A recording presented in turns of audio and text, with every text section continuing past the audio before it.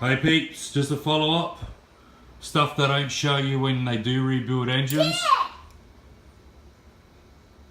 You know, just some of the hard stuff that you got to do before you actually rebuild an engine.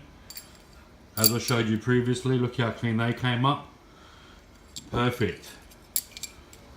Same with the heads. Minter. There's the rocket cover. At the moment, I'm doing the sump, which is coming up really good.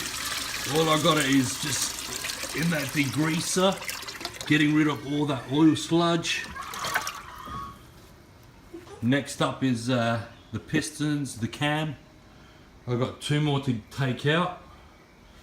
Put them in there too, and then I can start getting rid of, most of the bores are nice.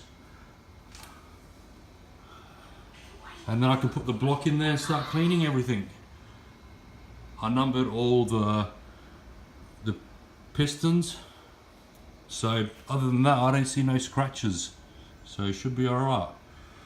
I'll just keep you posted. If you like the videos, put a thumbs up and subscribe. Thank you.